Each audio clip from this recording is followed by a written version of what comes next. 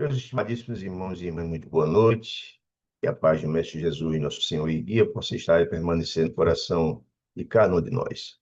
Nós estamos estudando a 11ª obra da maravilhosa coleção A Vida no Mundo Espiritual, que foi psicografada pelo nosso amado Chico, através do benfeitor André Luiz. Essa obra, que é a 11ª, chama-se Sexo e Destino, que Valdo Vieira também recebe algumas mensagens na parceria com, André Luiz, com o Chico nessa obra. E essa obra ela é muito interessante, também já convido, vamos já o capítulo 9.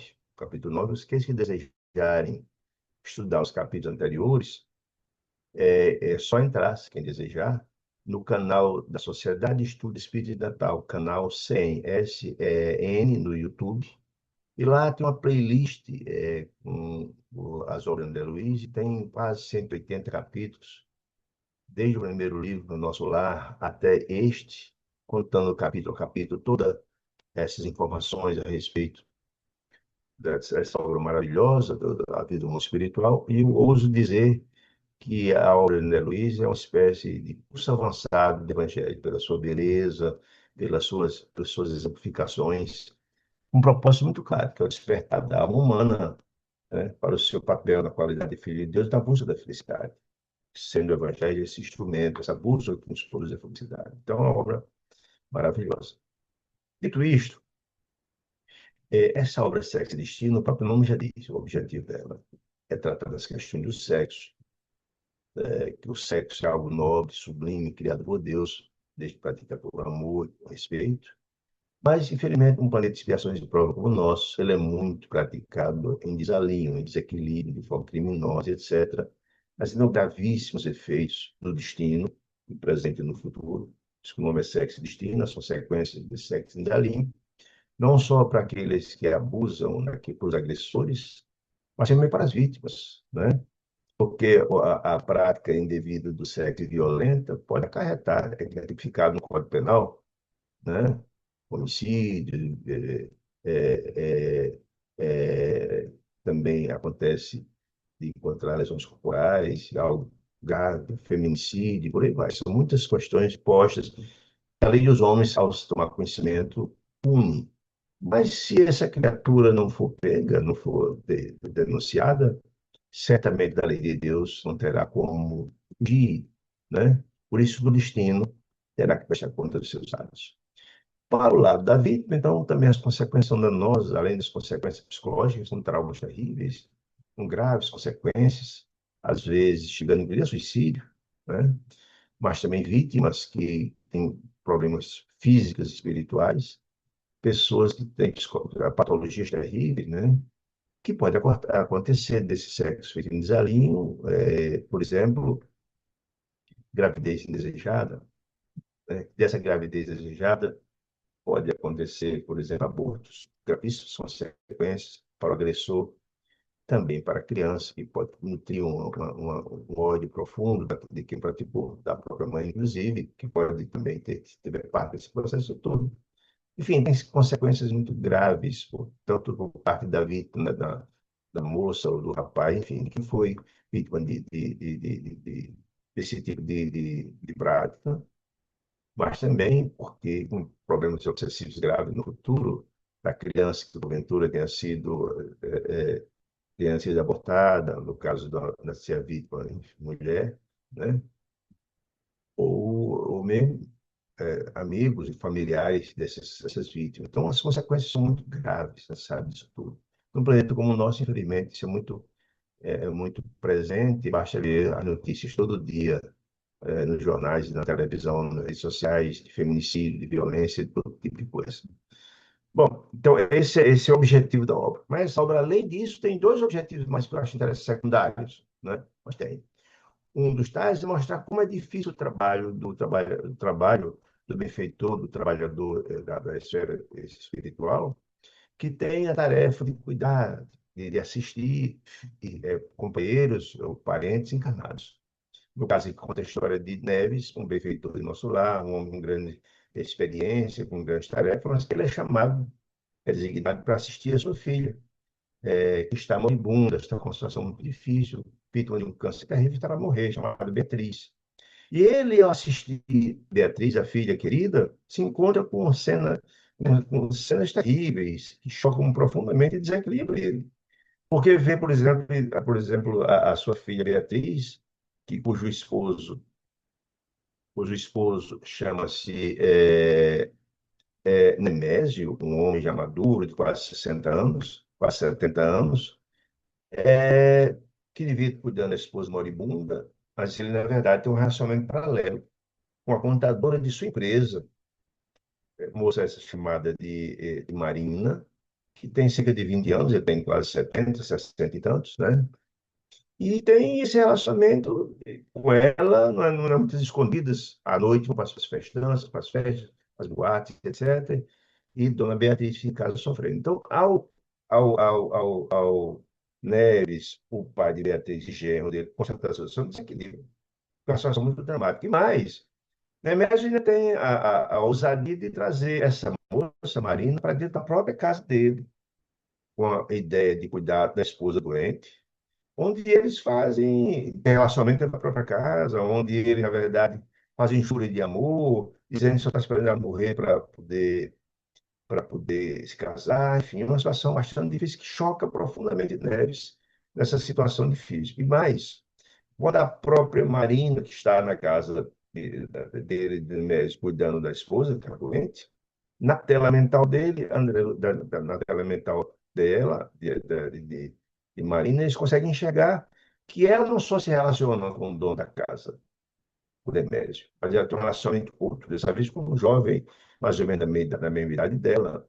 E ele fica chocado porque essa mesma moça tem relacionamento com ele e o rapaz jovem com quem ela se relaciona, ele vê a cena que está na tela mental, está tudo na tela mental, você consegue enxergar isso, construindo um carro do patrão dela, né? Que vem a ser, portanto, o filho dele, de Dona Beatriz. Olha que coisa dramática. Portanto, você é filho de Dona Beatriz, neto de Neves. Olha que situação difícil. Zé, ela tem um relacionamento que ela atrai a esposa, Dona Beatriz, com o marido dela, e ainda atrai mais o marido dela com o filho dela, com o filho dele, de Dona Beatriz, dele mesmo. Olha que situação difícil. Esse relacionamento triplo aí, envolvendo essa moça, Marina, que é bem jovem. Somos chocados com essa história, né? Especialmente também o próprio Neves, porque, afinal de contas, esse rapaz Gilberto é neto dele, né? Vendo essa triangulação, essa situação muito difícil.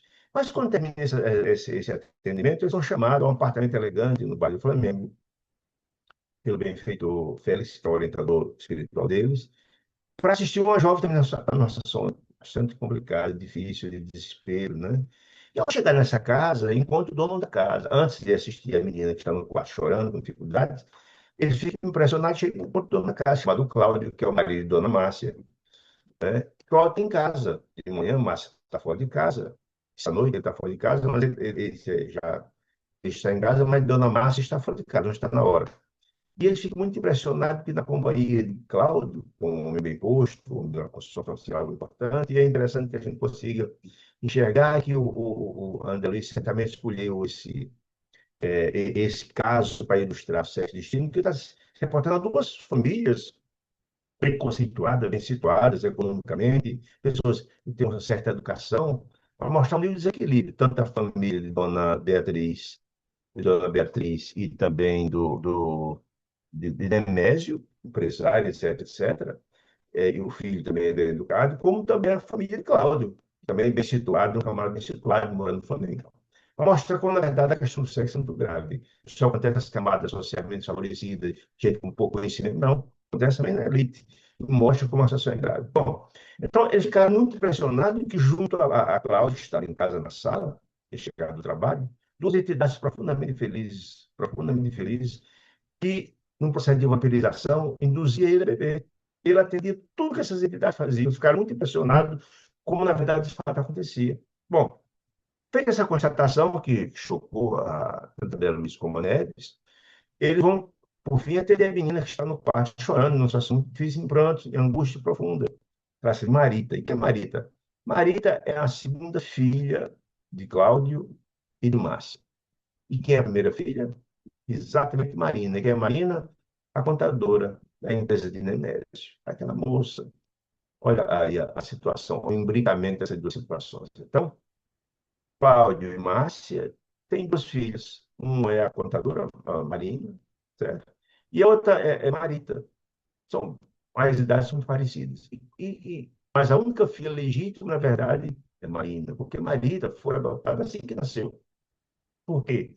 Porque ela era filha da empregada da casa, Cláudia e Márcia, e de repente engravidou.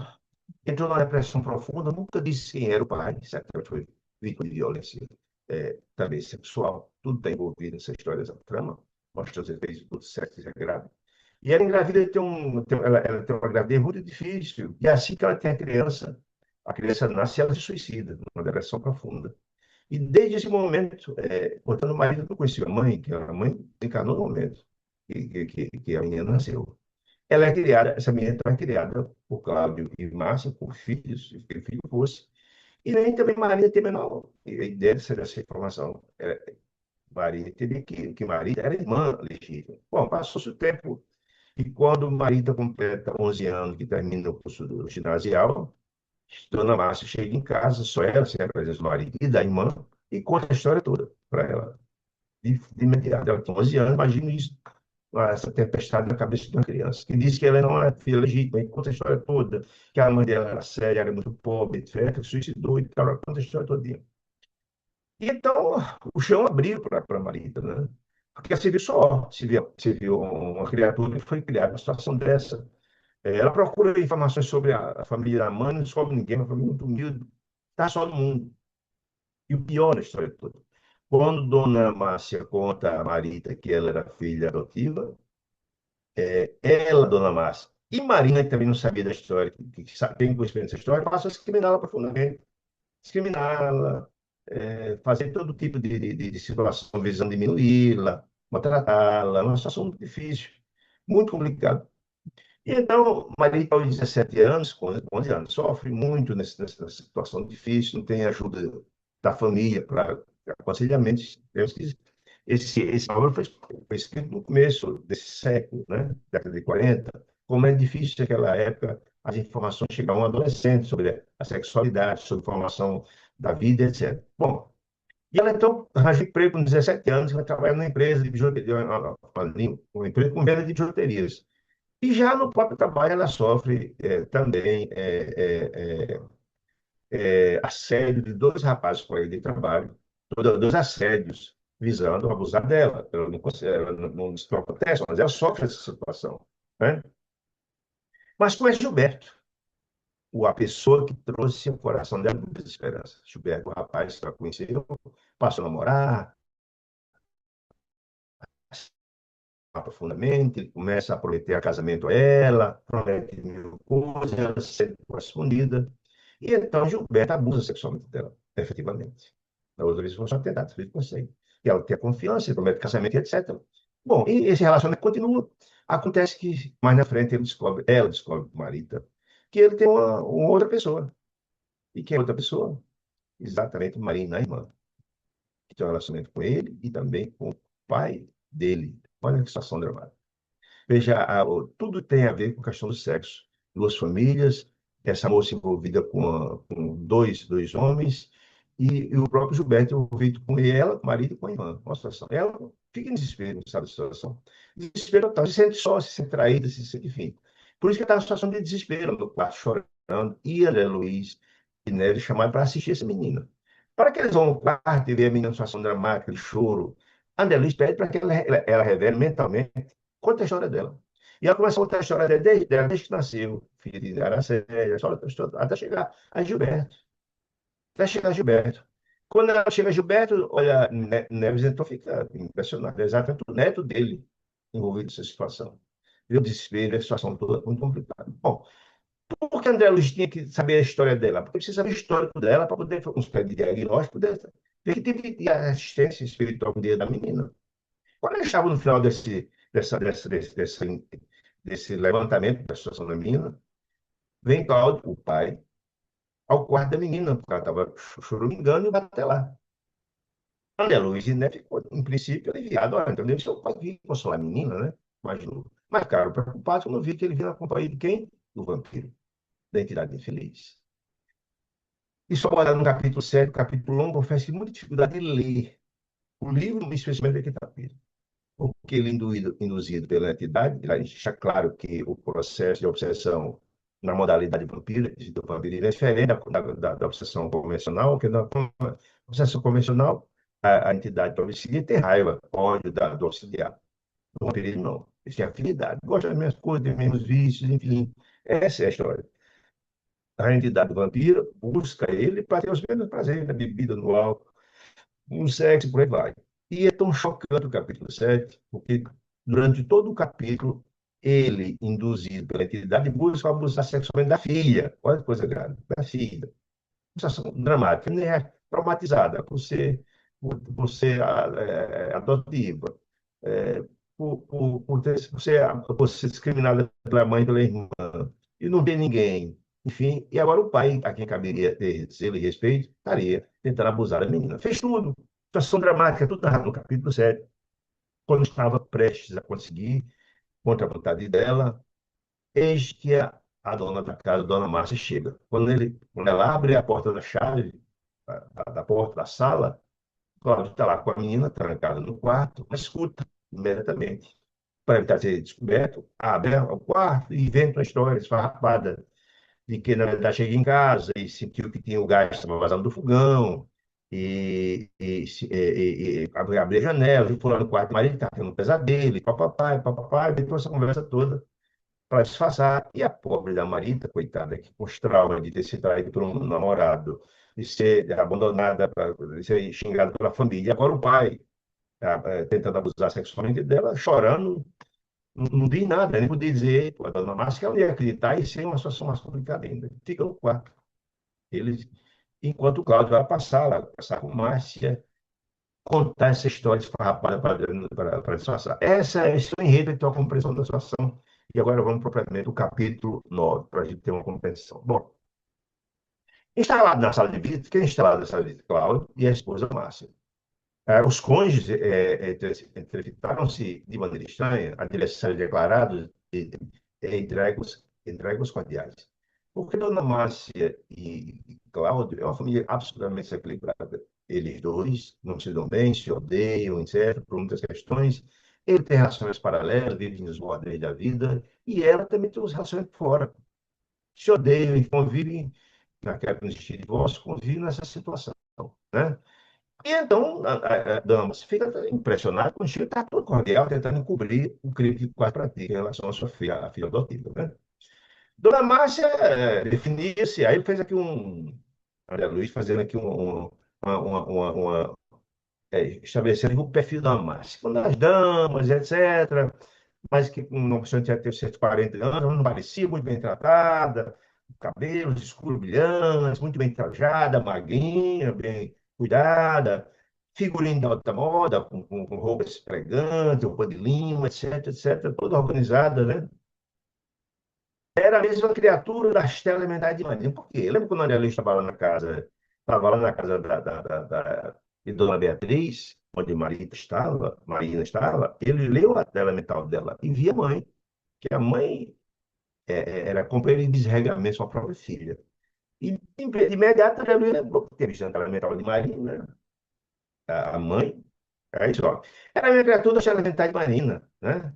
Apenas um pouco mais de modo diverso, mas ó, elas duas tinham tudo a ver uma com a outra. Os mesmos vícios, as mesmas coisas. Era como fosse Marina, ela como fosse Marina mais nova. Marina tinha muito parecido, era muito parecido com ela. E as duas nem pareciam mãe e filha, pareciam duas mães, que Dona Marina, Dona Márcia era relativamente nova, né? E os gestos, a mesma forma, tudo muito parecido com a outra, né? Disse André Luiz, né? Onde aparentar, na conversa dele, além de aparentar a verdadeira condição de mãe e filha, diz aqui, parece duas irmãs, salientando-se de uma Márcia Belava um pouco mais simpática. Em função da situação, ela estava lá porque ela também queria, naquela conversa com o marido, tirar vantagens, e ele pode passar a situação dela. Ambos estavam passando a situação naquela conversa que ia ter entre marido e mulher. Aí disse que a tranquilidade, o sorriso era só artifício, porque tanto ela tinha ódio do marido como ele tinha dela. Mas ela tinha interesse naquela conversa em ter a vantagem do marido. E ele, marido, também tem naquela conversa tentar disfarçar para não que aquela situação não fosse revelada. A situação que ele estava tentando sexualmente contra a própria filha. É uma situação complicada, né? Muito bem. Aí, olha, doçura trabalhava no egoísmo de forma pronto para sorrir, mas era aquela tudo muito disfarce, né? E ele disse ainda que Dona Márcia, ainda assim, os olhos de Dona Márcia os traíam-lhe de uma sibirina misteriosa. Os dois estavam os dois estudando um outro objetivo de tirar vantagem nessa situação toda, né? Fisgados os olhos dela, Dona Márcia, fisgados no esposo, que tinha uma conversa para tirar vantagem, mas interessados em agarrar-se às mesmas reações em proveito próprio. Cada um tudo armado, entre aspas, espiritualmente, ver o que o outro ia dizer para tentar coibir, enfim. Eram duas pessoas espertas do jogo, né? Relacionamento em proveito próprio. Ela não aspirava a conhecer qualquer vestígio da conduta dele, anelava encobrir-se. Por quê? Porque, na verdade, ela sabia que tinha uma conduta equivocada, ainda bem que estava muito interessada. Ela também queria encobrir a dela, porque eles dois eram pessoas de conduta bastante reprováveis, né? Sérgio bem posta, dizendo Luiz narrando, renteava o marido, ela olhando para as impressões, ver como estava a disponibilidade dele de conversar, etc. Aí ainda disse que ela se comportava como alguém que vai numa estrada e encontra um fiscal, que chama aqui de guarda-bandeira, aí fingir que não tem nada errado, etc., né? Para passar sem nenhum problema, nenhuma perturbação pelo guarda. E ela disse que, na verdade, o marido também agia dessa forma, como se ele fosse o guarda, aquele guarda corrupto que recebe o suborno e deixa passar. Era assim que eles dois, um resguardando um outro, cada um na sua situação, de gestos matreiros, cada um estudando o outro. Naquela hora, disse André Luiz, sobretudo em que fora quase detido em culpa flagrante, Cláudio, pela esposa, esmerava-se em Misurra, ele todo reverente. Ela até achou estranho, porque ele não era assim com ela. O tratamento não era adocicado desse jeito. Mas ele estava todo delicado, tentando exatamente encobrir a situação, né? Acomodava-se na cadeira, na sala, postada, com pulsão de sono para ouvi-la, mas sem muito interesse na história, dando a ideia que ele se livrar daquela conversa o mais rápido possível, né? Para Cláudio, em tal circunstância, valia estudar tudo. Queria ouvir, para saber o que ela estava aprontando, né? Afinal, aquilo era inevitável. Márcia chegara ao quarto do marido, assim, ele já estava o quê?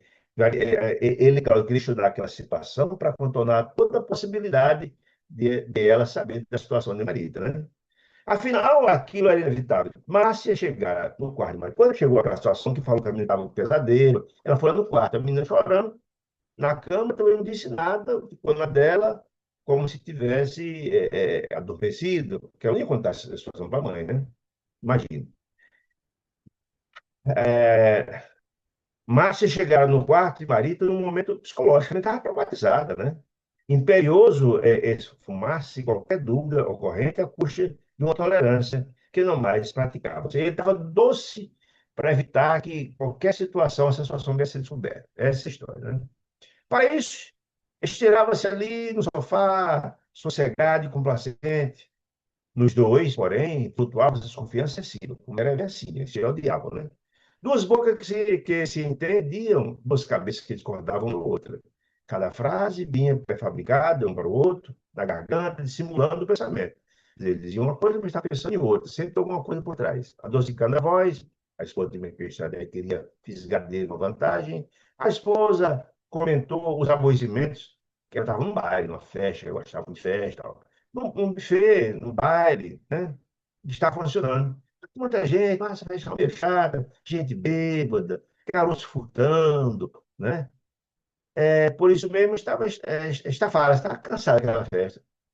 Desconfiando que o marido não a intenção, que o marido, não obstante, mostrava-se afetuoso, não se inclinara por uma conversação, ele falou para ser rápido, que ia ter um momento raro, tornando-se mais terno, que ela tem interesse.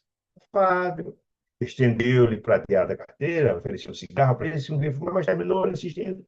Eles fumaram, etc., na poltrona e tal. E ela começou a conversar sobre a festa lá. Olha, você, disse ela, imagine você, Cláudio, que embora o sarau esteja longe de terminar, você está no meio da festa, larguei tudo e vim embora. Por quê? Olha que informação interessante. O leilão de prendas esperava por mim. Ela estourava o dinheiro, mano de lata, quando sentia um constrangimento esquisito, tive medo. Peraí. Por quê? A prece de André Luiz, pedindo a interferência dos benfeitores espirituais, utilizaram ela para vir imediatamente para casa para evitar que fatos graves acontecessem. Ela foi, portanto, incluída pela espiritualidade. E ela disse, olha, quando senti um constrangimento esquisito, tive medo, disse ela. Passei minhas obrigações para a dona Margarida lá na festa e voltei. Atormentava-me, disse ela, supondo que houvesse algo para atrapalhar em casa. Porque a mensagem era mais ou menos nesse sentido, que havia essa casa, que alguma coisa estava acontecendo de gravidade lá. Alguma ligação elétrica sensível, um choque, alguma coisa assim, podia causar um incêndio, ou a presença de algum malfeitor. Nesse aspecto, eu fiquei preocupado de ir embora. Vejo para ele, disse ela, que você talvez tenha tido o mesmo palpite, ou chegou antes de mim. O objetivo dele era outro, não era isso, né? Antes, retificando o fogão, porque ele inventou mentira de que, na verdade, estava vazando gás em casa. Só para você também ter. Foi também intuito a mesma ideia, que chegou antes, e felizmente deu tudo certo. Você disse que destacou o vazamento de gás, abriu a casa, assistiu o marido, enfim, assistiu a expectativa dele. Mesmo assim, reconheço, disse ela, que o meu regresso foi providencial. Bom, disse ela, foi desde muito. Eu respeitando você um momentinho em que você estivesse calmo, bem-humorado, que ele estava, para disfarçar a situação, como agora, para tratarmos juntos de assunto sério. Coisa que nos toca de perto, disse ela, que eu posso decidir sem você. Neves e eu, André Luiz e Neves, o benfeitor que está ao lado dele, o pai de dona de Dona Beatriz e o avô de Gilberto, né? Neves e eu notamos para logo o regime de choques, entre choques que respiraram aquelas duas almas adversas, aprisionadas socialmente uma a outra, com exigência de provação. E né, meus amigos, está aqui na Terra com as pessoas que precisam estar, no lugar onde precisamos estar. Para quê? Para que nada se possa repactuar. Se a bondade de Deus repactuar com quem nos entendeu no passado, ou quitar as dívidas do passado, né? Então, isso certamente é um casamento profissional, não é um casamento feliz, né? Inferindo que a companhia que ele aproveitaria da benevolência eventual para chamá-lo, a questão de responsabilidade, claro, notou isso, respeito da máscara afetiva, estava para disfarçar a situação, com que a brindara de início, vai ser mais cortês, e taciturno colocou-se em guarda. Ele sentiu que ela ia pedir alguma coisa. E o sorriso tornou-se a carranca, ficou com cara fechada. Fiz sarcasmo, tisnou, desmoço, André Garran, estava vendo a situação toda. Comandou a palavra, buscando em vão disfarçar o azedume. Afirmou-se fatigado. Alegou o esgotamento, estava cansado, que queria descansar, queria ler, enfim. Tinha feito muita hora extra no trabalho, estava cansado. Pediu à esposa, ó, resume isso, tá, resume o que você quer dizer. Eu estou cansado, estou afim de descansar, de ler e tal, gastar a minha energia. A esposa fingia não ver, olhar irônico que ele lhe endereçava e começou a referir isso ao cansaço. Ela também, por outro lado, também começou a falar a situação dela. Olha, se sentiu cansada, ele sentiu no ambiente ela. Possivelmente ele ignorasse essa situação dela, está sentindo adoentada. Entretanto, submeter-se a vários exames, ela só se sentindo cansada, ultimamente, estava se sentindo bem. Você vai ter notado isso, porque certamente nem dormiu junto, provavelmente. Fiz alguns exames, solicitaram o ginecologista. Desde muito atravessamos muitos desencargos sem dormir, ela dizendo. Sofria palpitações, sufocações, sensações estranhas de peso, calor no peito. O médico fez um diagnóstico que ela estava com menopausa precoce. E receitou um remédio, etc, etc. Ela contando essa história. Contudo, supõe-se doente, depauperado e tal. Exauria-se, aí ela começou a reclamar da situação. Exauria-se os problemas domésticos, que a arrumadeira foi embora da casa, ela começou a passar roupa, começou a ajudar a cozinheira também na cozinha, disse que a geladeira quebraram, ela mandou consertar, custou muito dinheiro, disse que as contas da casa do família estavam altas, tinham aumentado, que Marina, que era contadora lá da empresa do patrão dela, né? O nosso amigo lá, Nemésio, era contadora, que era bem, Marina, recebeu umas gratificações, serviços extras, ajudou e tal, mas só está difícil. Ela precisava de dinheiro. Estava em 15 mil cruzeiros da época, para sanar essas coisas, com saúde, ajeitar as providências da casa, né? Quando ela falou que precisava de 15 mil cruzeiros, nesse top da entrevista, ele falou, logo, fitou, sarcástico, indagou. É só, é só isso que você quer? A interrogada, disse André Luiz, carregada de zombaria, se tiver uma zombaria, que ele não estava interesse nenhum de resolver coisa nenhuma, parou no ar. Da mesma forma, uma chicotada cortando. Quer dizer, ele fez, nem se importou, ela estava doente, não estava doente, nada. Estocou em nada. Né? Dona Márcia emudeceu. O impacto da desconsideração dele em relação à situação de saúde dela foi muito grande. Marido, não dispensaram, você quer ainda uma atenção, ela contou, só bem saúde, orgânico, desconhecia-lhe de propósito as queixosas, desconhecia-lhe de propósito o mal-estar que ela tinha, enquanto relacionava os incômodos de que se via cometida, assustara-se ao divisar-lhe a dura expressão de olhos filhos dele. E aí, não se mudou o que ela falou, foi uma preocupação. Conhecia aquela atitude gelada, de profundo desdém, que nunca teve com ela, né? Nunca teve consideração e tal. Ao passo que se lamentava, que ela se lamentava com aquela situação, o tratamento dele, tinha a impressão de que ele, Cláudio, lhe perguntara em pensamento, por que não acaba de morrer, se não acaba de morrer? Ela achou que ele tinha desse pensamento. Porque em outras ocasiões já tinha dito verbalmente isso, chegar a anunciar, semelhante criação, com palavras, você vai morrer, vai livrar desses problemas. Que lá no capítulo 7 ele falava que estava doido que ela morresse, para poder ter uma relação com a própria filha, coisa dramática, né? Reclamando pronunciadas, repetidas, segundo André Luiz, ele tinha repetido várias vezes a situação, que você não morre, eu vou livrar de você, né?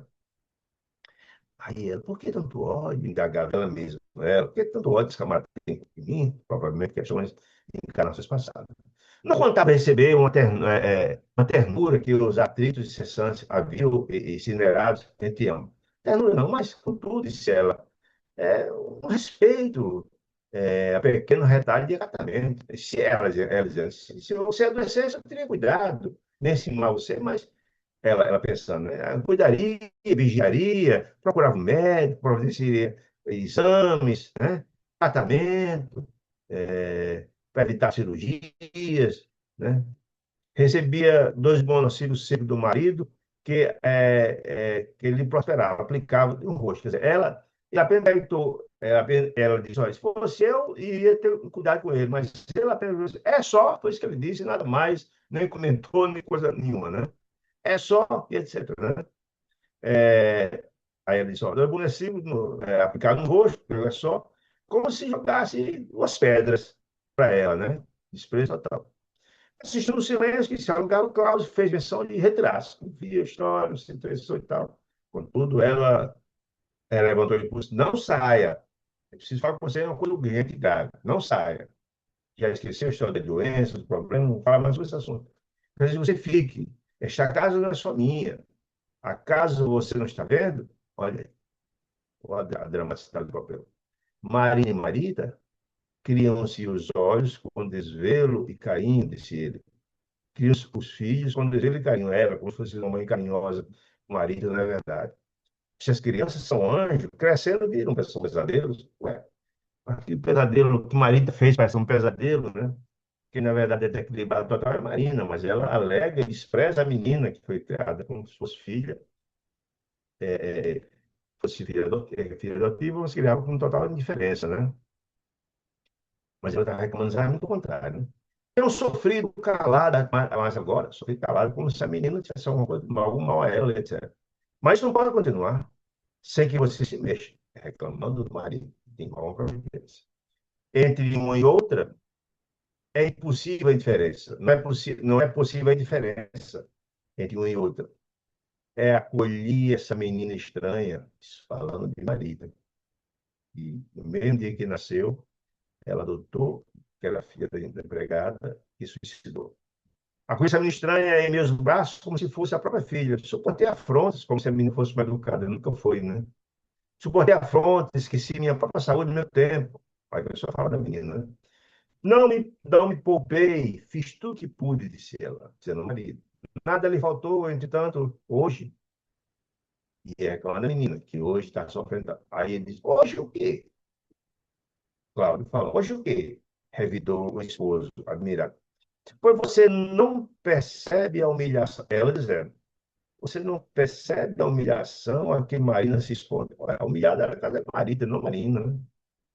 Assentou ela em lágrimas súbitas, disfarçando, como se estivesse subitamente a chorar, quando quisesse, alegando que Marina era discriminada na casa, sofreu humilhações, enfim, imagina a situação complicada. Você não enxerga a dificuldade de nossa filha? Ela perguntando. Cláudio Rios sabia a situação da filha, sabia a conduta errada. Riu-se como quem decidira zombetear. Márcia, essa mulher, deixa de cenas. Você fala em Marina como se a nossa desmiolada estivesse na forca. Chamou de desmiolada, sem juízo. Ele sabia da conduta dela. Não entendo. Vejo-a feliz e desorientada. Ele sabia a situação da menina. Como nunca, fazendo loucuras. Se me detiver em qualquer problema dela, será para admoestá-la, reprimi-la, disse ele, né? Mas, se não fosse você, acusando a esposa, com o desregramento e suas concessões e com os seus maus exemplos, ela, mau exemplo, de uma vida paralela, viver em festa, falando na boca do menino, tá? Maus exemplos, a gente corrigiu ele, dizendo, o Márcio, com Marina. Aí ele que é obrigado a interná-la no hospício. Ixi, ela chorou. Que osso, meu Deus, disse ela, gritou ela. Estancar-se o pranto. Quando ele falou isso, o choro era só de figurino, parou na hora, alarmada, que se achava, vai ficar algum imprevisto no entendimento, que ela tinha uma coisa importante para dizer, marido, e veio a preparar o terreno, né? Você ouve a pura verdade, disse Cláudio, prosseguiu Cláudio, implacável, pura verdade. Ainda ontem, anteontem, disse ele para a mulher, impelido por dever de profissão, a comparecer a um coquetel oferecido por um dos meus chefes, numa casa de regalia noturna, fui constrangido a pretexto de uma enxaqueca, inventou uma enxaqueca, mas está. Por quê? Nossa filha, Marina, que você pretende imputar, o Santa estava lá, positivamente nos braços de um cavalheiro maduro, bem posto, quem? Patrão, né? Nosso amigo lá, Nemésio, né? Nos braços de um cavaleiro maduro, bem posto, que não a beijava maternalmente, beijava de verdade. Veja, lembrar. Nemésio, casado, empresário, conhecido, não está nem aí com ela, nos beijos, não tá aí. E segundo, Cláudio viu aquela situação e para não passar um constrangimento, inventou uma desculpa e foi embora, né? Olha, senti tanta vergonha desse Cláudio que ele pediu a um colega que me apresentasse na reunião. Eu saí às pressas, antes que Marina me percebesse. Olha que situação difícil, né? Ele percebeu essa situação, não tomou nenhuma posição, por quê? Falei, né? Oh, a pobrezinha, objetivou Dona Márcia. Passava a mão em tudo, sabia da situação toda e querendo passar de vítima, né? Ó, Jonathan, face de fuga, raiva, tremendamente revoltado. Naquele instante, os dois tiveram mecanicamente os últimos disfarces. E tudo agora voltou ao normal. Estava cada um como é de verdade. Portavam-se em espírito, um à frente do outro, com rudeza e dissimulável. Dois inimigos soberanos, aversão contra aversão. E o diálogo azedo continuou. Pobrezinho, e por quê? Disse Cláudio. Por quê? A esposa mediu, de cima a baixo, com um olhar de zombaria, e passou a acusá-lo. Porque ele também tinha podre, que era brincadeira, né? Não quero discutir agora a sua presença de homem velho e casado numa casa de tolerância, seguida nos bandeiros da vida, pois não acredito nessa história de homenagem a chefe, conversa nenhuma, em horas avançadas da noite. Você foi sempre imoral, indigno, mentiroso, mas problema de família, ela dizendo, esqueço tudo isso, para que você conheça toda essa situação. Eu esqueço isso porque eu tenho algo importante para falar com você. Refletindo a conveniência de sensibilizá-lo, ela sensibilizá-lo para ouvir, quer dizer, para os efeitos que eles propunham. Dona Márcia, ela baixou o tom de voz, né? Dona Márcia baixou calculadamente a escala de espidez, né? Abrandando o fluxo da voz, e se tornara mais agressiva. Cláudio atendeu, atento, mas Cláudio, atenda, continuou ela, com a voz dulcificada, como fosse de mel. Marina, obediente, obediente, nunca me ocultou a verdade, disse ela.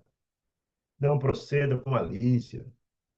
Desde que hora da esposa do senhor Nemésio, filha de Neves, dona Beatriz, desde a esposa do senhor Nemésio, ela vem repartindo cuidadosamente o tempo entre as obrigações de emprego como contadora e um lado chefe, para cuidar da esposa doente.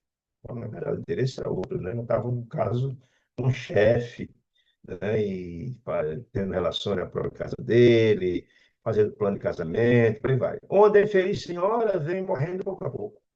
Impossível para você não admire a abnegação dela, porque de modo algum precisaria interessar-me pela vida ímpar, interessar-se, Marina, se interessar pela vida ímpar dos dois, da família de Dona Beatriz, a ponto de velar junto deles. Não tem obrigação, né? Por várias noites consecutivas, o simples espírito de sacrifício dela, sacrificada, coração grande, quero dizer que a filha era assim. Não sei se você chega a vê-la quando volta de manhã, mostrando o fundo dos olheiros nas faces pisadas. Na mente inventiva do interlocutor, a mentira que ele fez à mulher para disfarçar a situação criminosa que estava com a filha, na mente inventiva do interlocutor, entretanto, operava-se complicado e agora ele foi, em princípio, revoltado quando ela está falando de Marita, que é uma injustiça profunda, né? Mas passou a pessoa achar conveniente aquela história. Por quê? Assinando as palavras injuriosas de Dona Márcia, que sabia que era mentirosa, sem querer que ofendiava, sabia que era mentira. Ele sabia, Dona Márcia sabia do relacionamento que ela tinha com o Nemésio, com o filho dele, etc, etc. Sabia de tudo. Mas a indignação ruborizara. Todavia, conteve-se não que desistisse de revidar, chamusqueando, mas permanecia convicto de que Márcia escutava, que marido escutava. Ou seja, na hora que ele teve a certeza que marido não estava dormindo, que ele sabia o que foi feito, o que ele fez com ela, traumatizado, ficou lá no quarto chorando.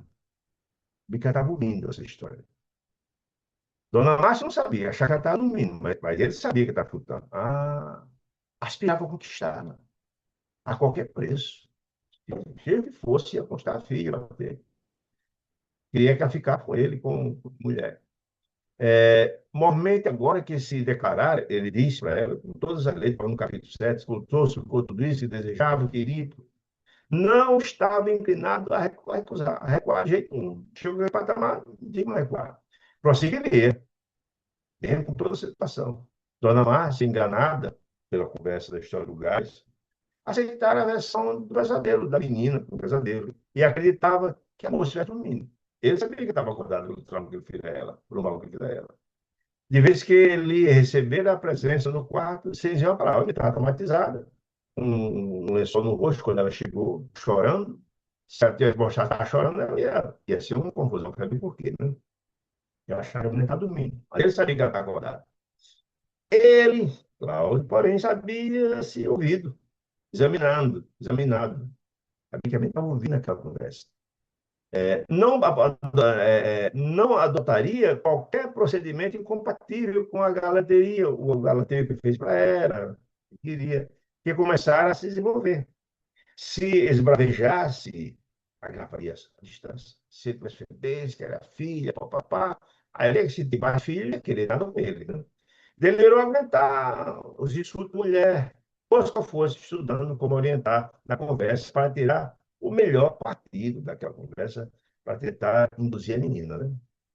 Além disso, o amigo desencarnado, o vampiro, estava ao lado dele, lá ao lado dele, acalentava a riqueza da alma, instigando, né? Insuflando-lhe a ideias. Olha, faça assim, faça assado. A bajulação, a fabulação, a fala, a mentira de um comportamento, a mentira que inventou era um complemento do outro. Os dois estavam com a mesma ideia. Essa é a característica do vampiro. Tem as mesmas ideias, os mesmos sentimentos, os mesmos vícios, os mesmos gostos, né? Por isso que são a sintonia dele, né? Concluiu juntos, ele, o vampiro, que se fazia mais razoável para eles, os dois, examinar minudência e falar com atenção. Para quê? Para se disfarçar com a esposa e para tentar fazer a cabeça da menina. Marejaria o Márcia, usaria o Márcia para alcançar a Marita. E fazer tudo para usar a Márcia para esse fim.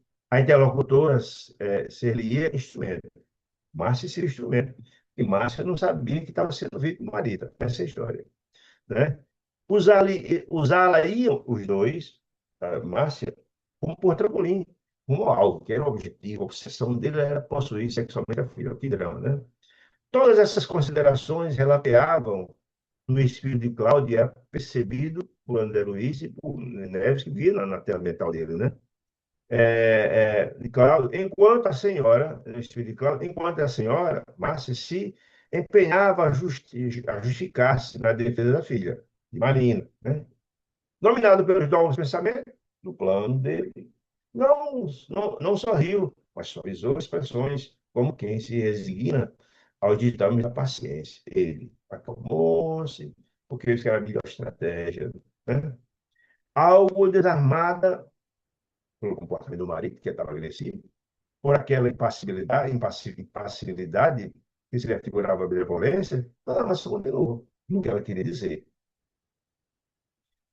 Naquele momento, ouvidava a menina, Marita, que se lhe desenvolvera, se naquele momento esquecia, Cláudia, a menina que se desenvolvera nos braços, ele nasceu nos braços dele, anulando a condição de pai. Ele esquecia a condição de pai, que cuidou a vida inteira, tinha o dever de cuidar, de zelar, de proteger, etc. Não, chamando a zelar-lhe o nome. Não, rompia naquele momento um animal ferido, bruto, o homem selvagem, que ele dormia habitualmente na polidez, explicação pelo ciúme.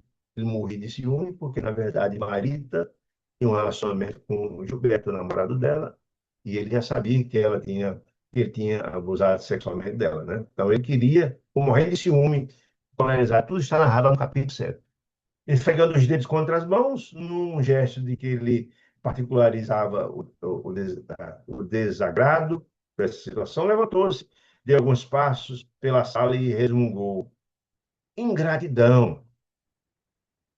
Ele disse: ingratidão. A esposa usufruía da cena com volúpia de quem alcançava os próprios fins. Gratidão, quando ela fala, na verdade, da situação da menina. Porquanto, desde o princípio da conversação, aspirava a estabelecer um clima favorável à filha legítima. O próprio da Marita, não, mas a Marina fazia o que acontecesse, em detrimento ao outro. O negócio era defender a filha legítima.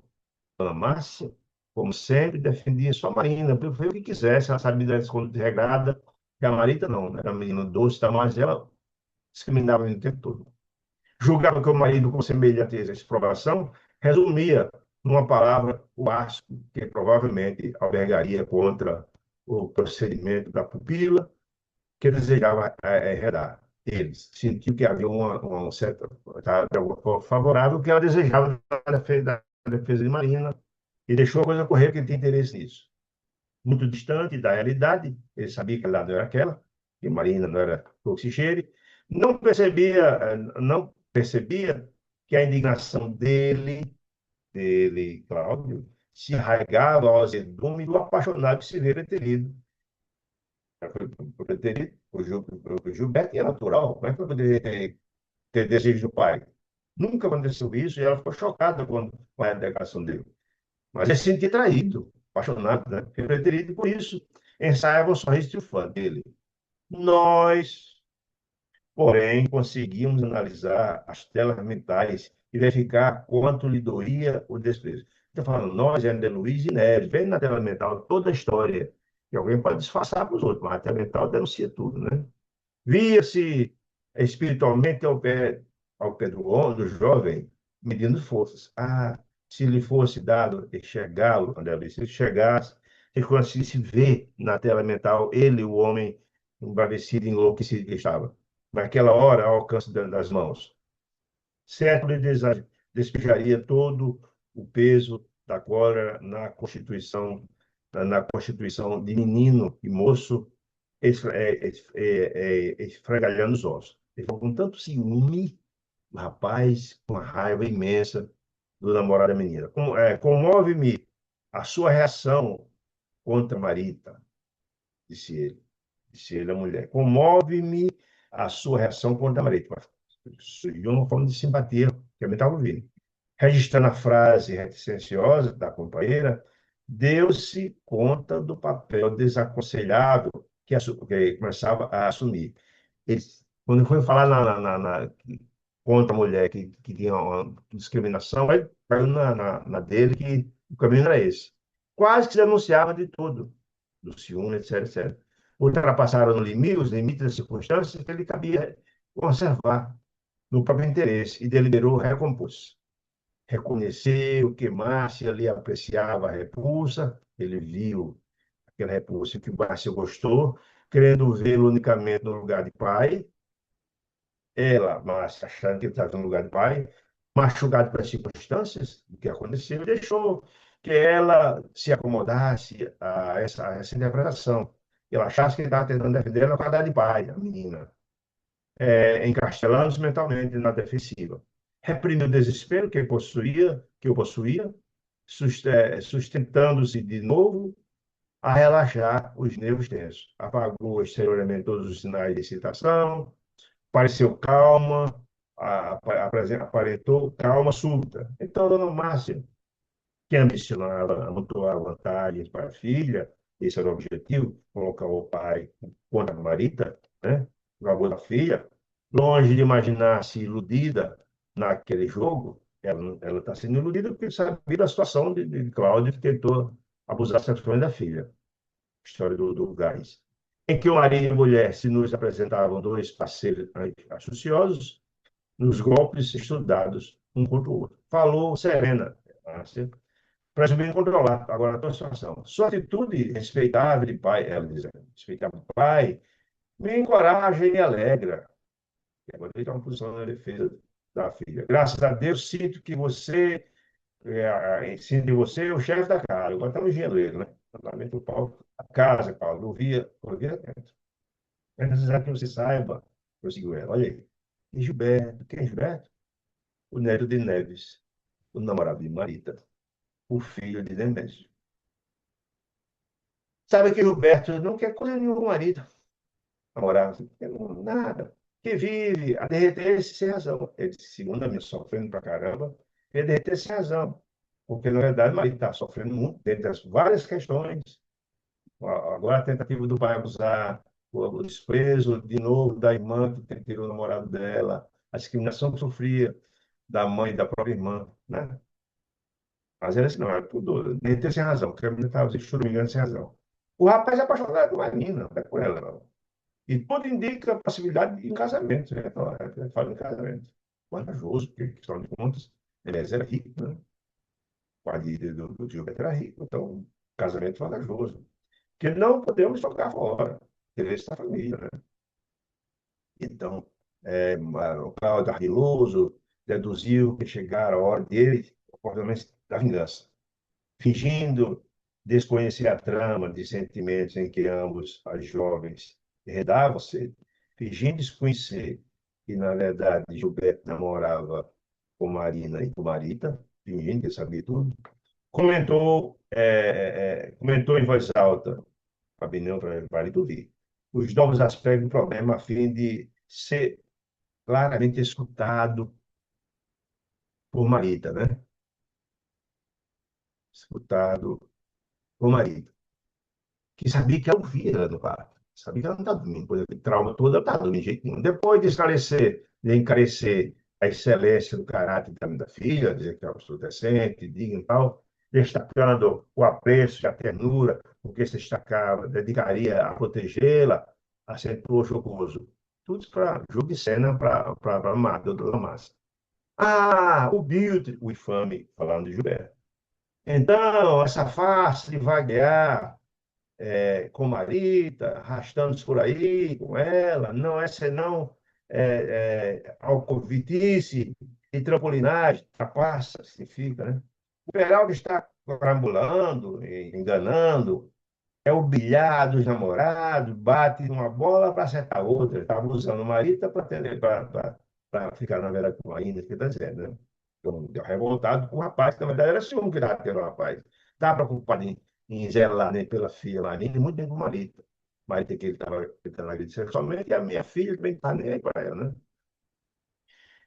E relacionou pobres moças, elas são pobres moças traídas da confiança, explicou que Marita era suscetível de uma psicose, alucinações, de duras consequências dessa situação, trouxe para ela questão, um trauma profundo com essa traição, né? É que ele está dizendo. E se o Gilberto estava propenso de a esposa a casar mesmo com Marina, que se manifestasse. Agora, ele esqueceu de Marita, defesa dela, né? Se manifestar, porque na verdade ele não queria que Marita casasse enquanto nosso filho Gilberto, ele queria dela para ele, né? Não oporia embargos. No entanto, exigiu franqueza. Dona Márcia, respeitosamente lisonjeada pelo futuro marido, ao acolher a defesa de Marina, né? Ao acolher as posições tão favoráveis, arrolou as confidências da filha. Olha a história que Marina contava para a mãe, só que a mãe sabia, né? Sabia da história toda. O rapaz confessara, segundo Marina, admirava não só os encantos pessoais, e tal, mas gabava da educação fina da menina. Quando a família deu condições de estudar, se formar, ser contadora, a outra pobre cuidar não teve chance, né? Porque não foi dar as oportunidades, né? De começo apenas cumprimentava ele, ela dizendo, ela com o rapaz. E quando e quando. Ele, porém, estivera necessidade de a cooperação de alguém que fizesse uma tradução do texto francês. Mas fez o trabalho realizado, foi muito bom. A embaixada elogiou a tradução. Desde esse fato da tradução, trabalhavam quase que unidos, segundo ela.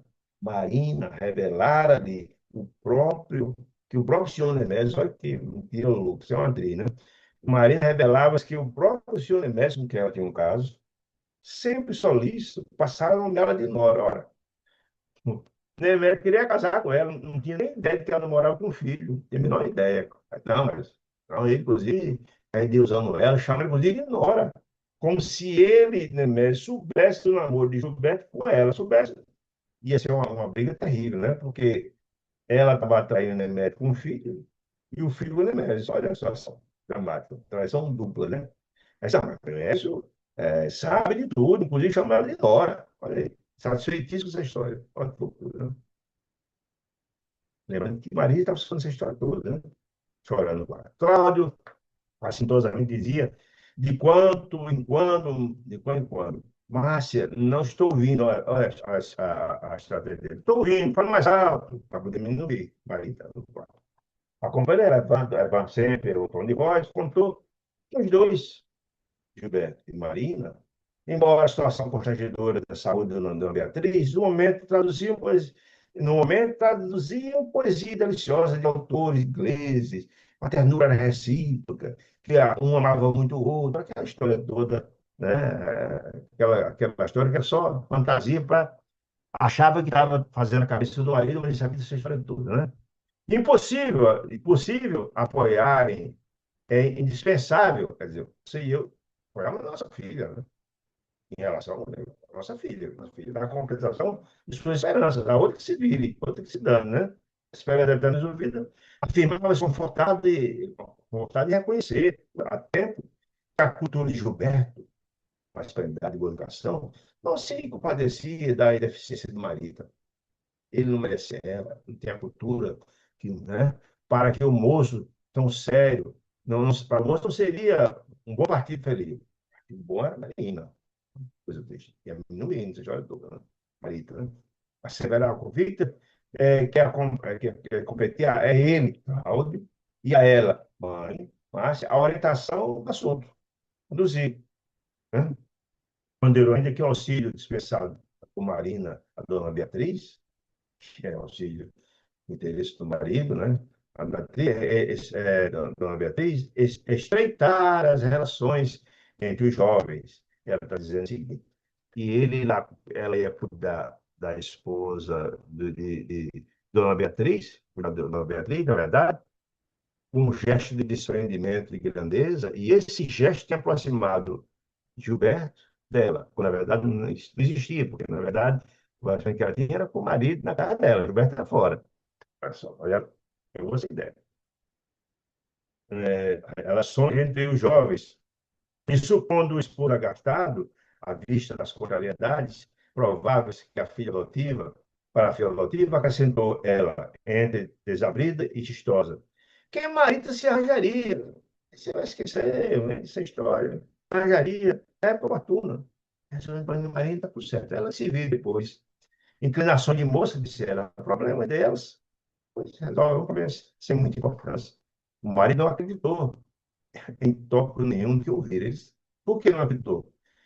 Pai desiludir a sua filha. Ele conhecia a situação dela.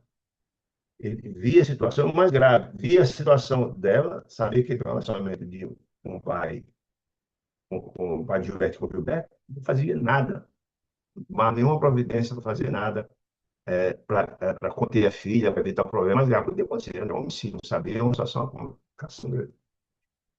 As investidas noturnas pelo recanto boêmio dele, você viu na vida noturna, as maneiras inconfessáveis no trato com o chefe de Marina, havia na vida noturna, nas festas, nos bailes, bebendo e curtindo com o chefe, não me deixava dúvida, tinha absoluta certeza disso, que ela tinha relação com ele.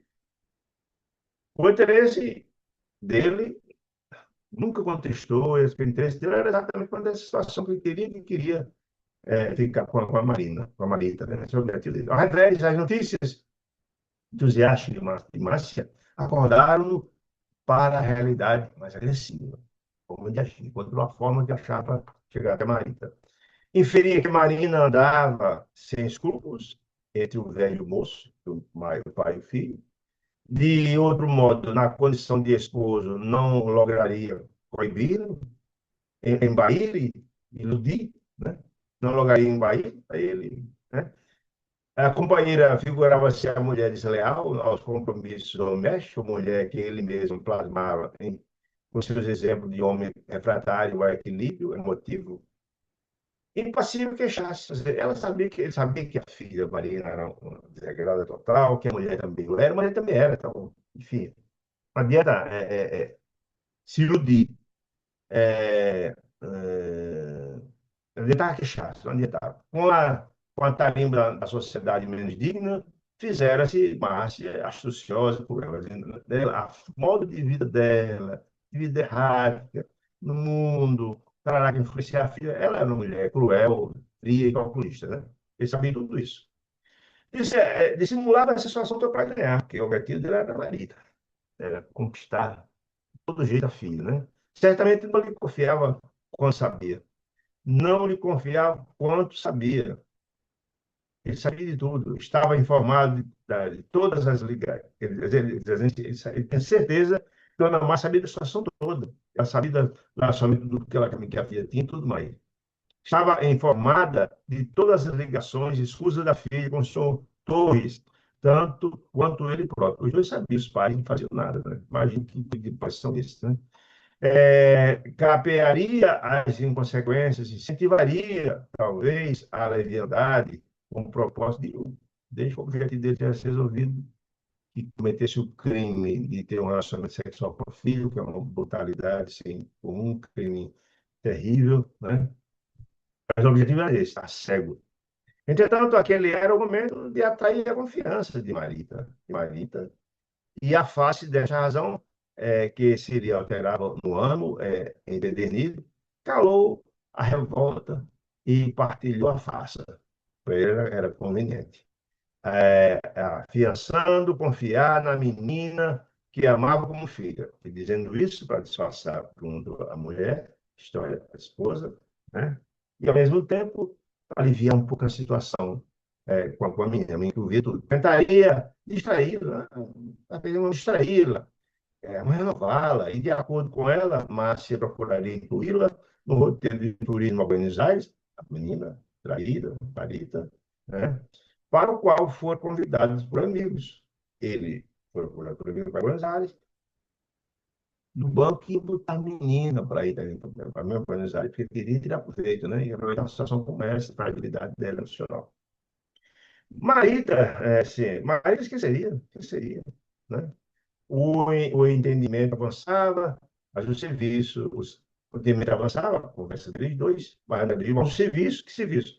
De assistência à menina que estava em desespero no quarto, nos convocou, ele, Neves, ao aposento próximo, onde a mágoa da jovem explodiu. Eu vi aquela história toda. Ela estava num trauma danado, não saber se traída pela irmã. E basta a história agora do pai querendo abusar sexualmente da conversa terrível, o plano da mãe e do pai, isso explodiu. Coitado, então, onde a mágoa da jovem explodiu, inarticulada, com vibrações de pensador, não é pouco, né? O mais estranho dessa história toda é a indiferença dos pais, né? Para a situação de desregramento de uma filha, está completamente equilibrada, e da outra está em sofrimento profundo, que devia ser acolhida, mas está sendo violentada pela mãe com desprezo, discriminação, e pelo pai que está a abusar sexualmente dela. Coisa mais chocante, coisa mais terrível. Bom, meus amigos, aqui a gente conclui esse capítulo muito ilustrativo, muito doloroso, para a gente ter uma compreensão como está o nosso mundo e a mesma ideia que o nosso amado Kardec falava. Somos mais influenciados pelo espírito que imaginamos. Muitas vezes somos dominados por ele. Eles conduzem a vida da gente. E o conselho maravilhoso de Jesus, como sempre, vigiai e orai. Tem que ser um mantra da vida da gente. Então, cuidado. Sempre uma ideia que nos chegue, que não é nada a ver com nossa personalidade, tem muita oração, prece para evitar que essas entidades infelizes que desejam colocar a tomada na nossa cabeça, processo de obsessão, fujam. Muda a faixa vibracional com a prece, leva a nossa faixa vibracional e sai da faixa das entidades infelizes. Pois é isso, meus amigos queridos. Você conclui esse capítulo 9, agradecendo demais a companhia. Se alguma dúvida tiver, estou aqui para responder. Se não, agradecer demais a companhia e convidar para estarmos juntos na próxima quarta-feira, se Deus quiser. Fique com Deus, excelente semana, muita paz.